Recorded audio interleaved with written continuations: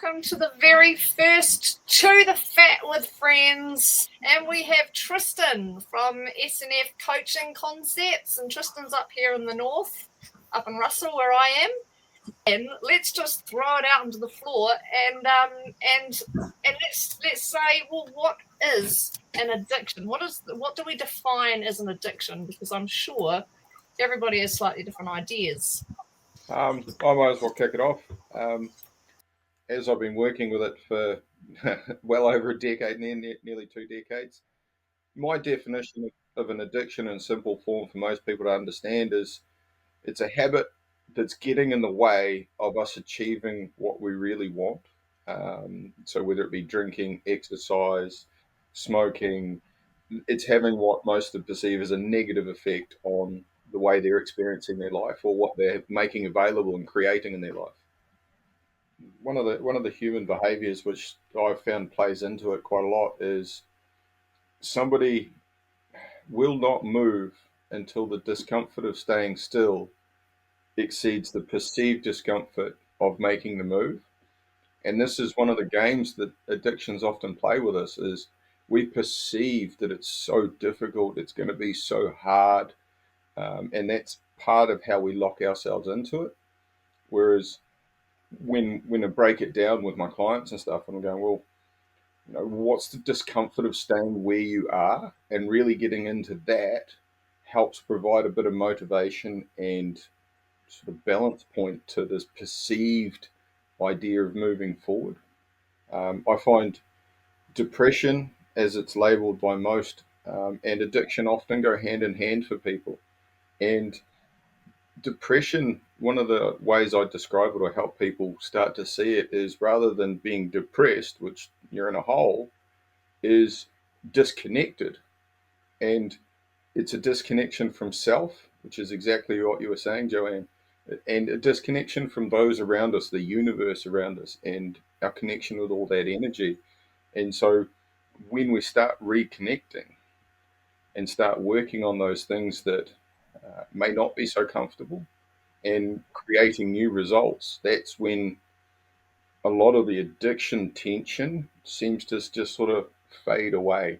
The other one is creating a purpose, having yourself connected to yourself so you can find and create your own purpose. Once you have your purpose and you've got a direction, it changes the way we're experiencing in the moment. So the addiction plays a lot less of a role. It seems less important, and it was one of the major parts for me when I broke through my addiction was I couldn't put it down. That was how I was experiencing it, and I was still helping and coaching and stuff like that. But I always felt like a bit of a fraud doing it. Um, but I was able to help people at the same time. It bugged me. And then one day I just went, no, okay, I'm going to take on this training and I'm going to go this direction. I never picked it up again.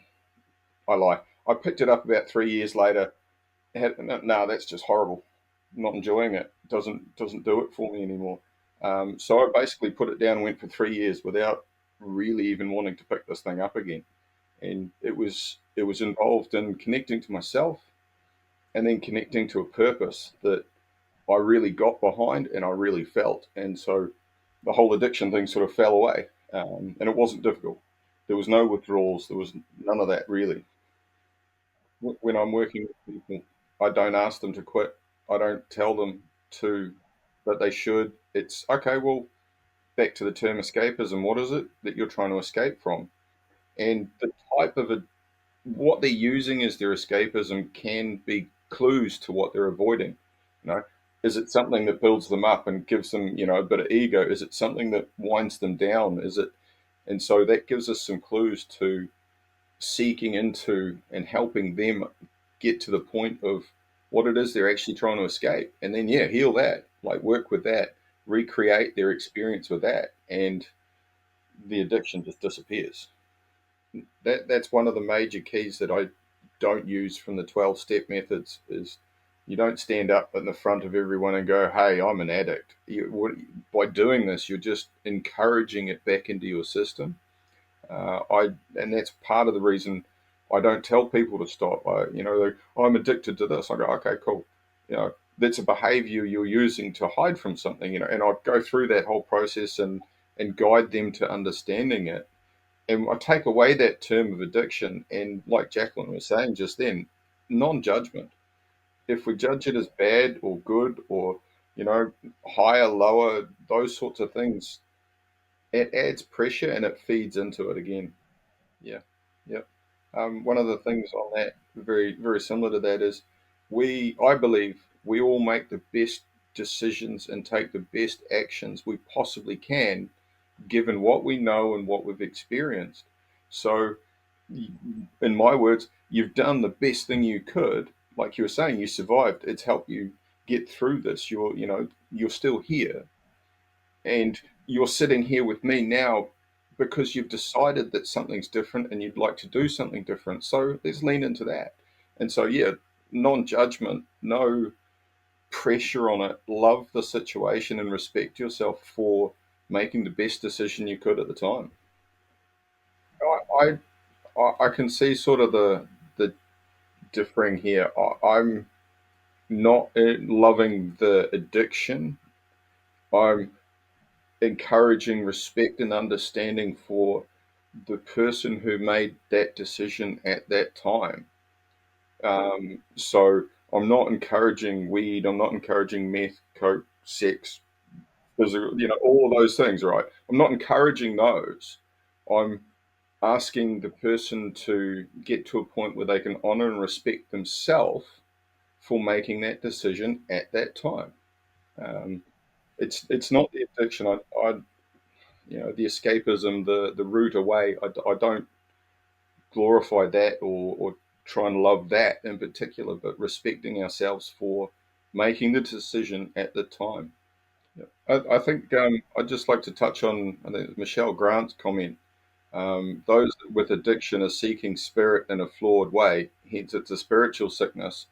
Um, we are spiritual beings, and with that, everything we do is, in essence, to me, a spiritual concept and a spiritual act. So, yes, I kind of agree, and I think some people definitely use different drugs and uh, synthetics and all sorts of different things in order to try and obtain a spiritual connection. I myself, I've done mushrooms, I've done LSD, I've done a whole bunch of these things, and coming from that point, fresh mushrooms straight off the ground in a beautiful place with beautiful people with a beautiful direction and energy can be an amazing experience to open ourselves up in some ways. But to use it as an addiction, to be constantly on them, is, I don't like the term flawed, but it's perhaps an unhealthy way of trying to maintain a connection rather than when I lead people, and I have done with mushroom trips before, is this is an experience. It's going to open you up in different ways. You're going to see, perceive, feel things in a different way. When they're gone, that's it. But you still have that ability to reconnect. So it's kind of an opening of a door, an opening of an experience, and then we come back to the non-fueled life that we're living and use that as kind of a guide in some ways to find a little bit deeper. Or I've used mushrooms and MDMA in particular with people um, to help them deal with traumas and experiences and undo part of the stress, part of those energy things that they're holding on to, which are what they're escaping from. Um, but to answer the question, from my view, I believe everything is spiritual. So, yeah, to call it a spiritual sickness is, it's not incorrect. And for some, I can definitely see how that does make sense. In general, I wouldn't put it that way though. Having working with a lot of people, and one of the comments I'd often hear and still regularly do is, "I don't really remember anything bad." It's like, okay, well, you're not remembering it, so there's a good chance you're actually suppressing something here. Um, I had a great childhood. My parents were great. I, lived in a home. I had all this da da da da da, da. And I experienced that myself. I was like, I don't remember anything really bad happening. Um, Over the several years now in different modalities and stuff, I have recognized that not remembering it was me suppressing it. One of the essences with that I often find working with is, if we dissolve good and bad and big and small and just allow things to be, and we stop judging them as small, then we are open ourselves up to be able to see, really see what it was. It can be, oh, I bought a skateboard when I was young, and my parents took it off me or whatever, because I did something bad, and I look at that and, oh, that's just a small thing. But the trail on from that, what I took on at the time, was that small, or was it something to look into? By making it big or small, we make things intimidating or valueless. When really, if we look at them with an open heart, they're both valuable. Um, get, Getting in the way of what creating your life the way you want to live it. Getting in the way of creating the opportunities, for moving forward. Uh, if it's and this is one of the balance points I find, and it's kind of a trick. I sort of mentioned it the other day in the group, and it's the difference between a habit, which is a bit of a crutch, it's a bit of an enjoyment, it's a bit of a relax, and it becoming an addiction can be quite an interesting line. Different people will find it at different places. But a habit that you're using as a crutch is something that is capable of becoming a full escapism that starts really damaging your life, really making it difficult to create what you could create. So with Deb, you're very aware of that, that it's something to keep an eye on. And as long as you're going along, you know what, I feel like it might be getting, I'm just going to put it down. I'm going to regulate myself for the next 6 months. I'm going to just walk away from it. And you go out and you learn, you experience, you live. And then a little while later, you go, I feel like a glass of wine. You sit down, you have a glass of wine. Back to the question before about alcoholics being able to drink more. Um, I've known alcoholics and other addicts which didn't take bugger all. Like, you're talking half a glass of wine, and that was them. They weren't drinking bottles worth, but they were absolutely in the state of escapism. I think a lot of alcoholics and addicts, it's a more on top thing, because they're seeking, the original high, the original escape, the original freedom, that original feeling. And the body's bloody awesome. It adapts so well. It's like going to the gym. If you're doing the same thing every week, every week, every week, you stop seeing results. You plateau. So you got to shift it up. And with escapisms and addiction, it gets to that point where you're like, oh, need a little bit more, need a little bit more, need a little bit more. Oh, I need another twist. So you grab something else out of the cabinet and you throw them together, and all of a sudden you're mixing all sorts of different things. You're getting drunk. That's not enough. I'm going to hit the cocaine. I'm going to hit this. I'm going to hit that, and it's really can just pile on top. So being aware right at the beginning of, I enjoy this. I enjoy a good beer. I have a real, real rough day. I'll come home and I'll have a couple of beers, or I'll go to the pub and I'll have a couple of beers. I recognize I am using that as a tool to settle myself down a bit. Another option I can use is breath, and I know I can do that. Sometimes going to the pub and socializing, it's the social part for me. Because if I'm going to do my breathing, I'm going to go sit at the beach and not talk to anyone. But sometimes socializing is a really important part.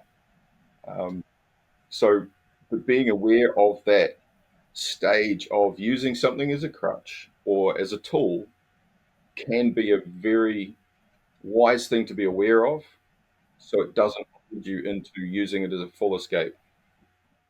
There's a comment a while ago from Amanda, and it was, "How do you balance acceptance and protection?" I'd like to respond to that with a question: Is do you really need to balance them, or can you lean into them both? Yeah, are they one versus the other, or can they come together in sort of a synergy? Um, you know, balance suggests separation, whereas if you're talking about acceptance and protection, why would you not want to keep both of those together?